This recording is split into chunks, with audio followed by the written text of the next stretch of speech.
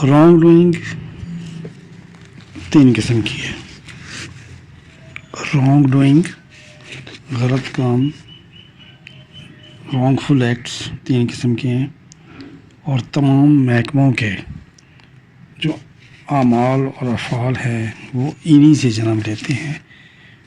تمام cases civil کے ہوں یا کرمنل کے، انہی ڈاکٹرائنز یا فریزز کے گرد گھومتے ہیں.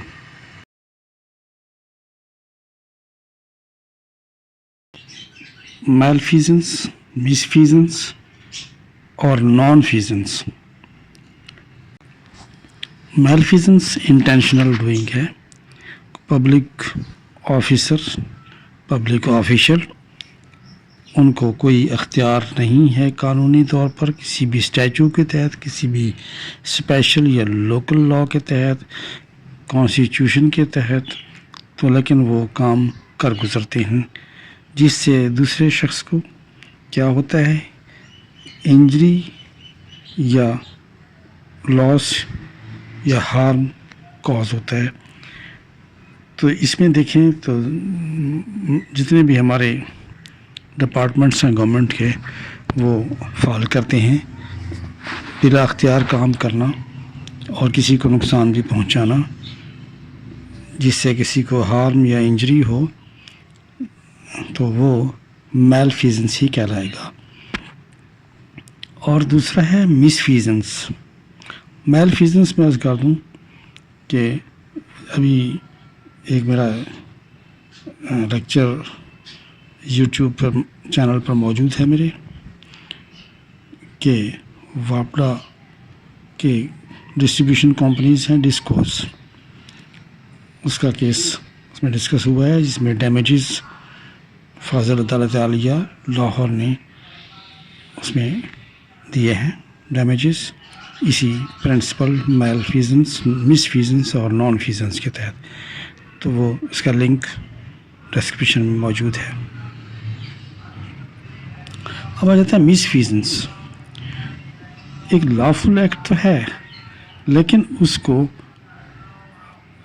لافل ایکٹ تو ہے، اس کو لافل انداز میں کیا جا رہا ہے، لیکن اس طریقے سے کیا جا رہا ہے کہ دوسرے شخص کو نقصان پہنچ رہا ہے اور امپراپر طریقے سے کیا جا رہا ہے، ہارمفل طریقے سے کیا جا رہا ہے. لافل ایکٹ ہے، اختیار موجود ہے، لیکن اسے امپراپر اور ہارمفل طریقے سے کیا جاتا ہے جو دوسرے شخص کو انجری اور ہارم کا سبب بنتا ہے. تو یہ مس فیزنس ہے. یہ کوئی بھی کر سکتا ہے، اس میں کوئی ایسی بات نہیں ہے.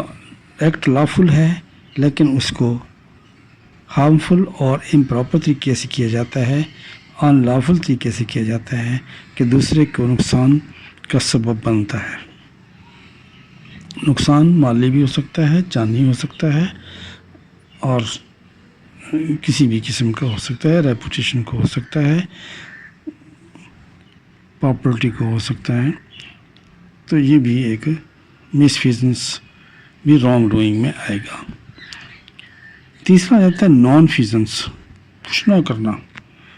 کیا ہے؟ لیک آف ڈیوٹی ہے.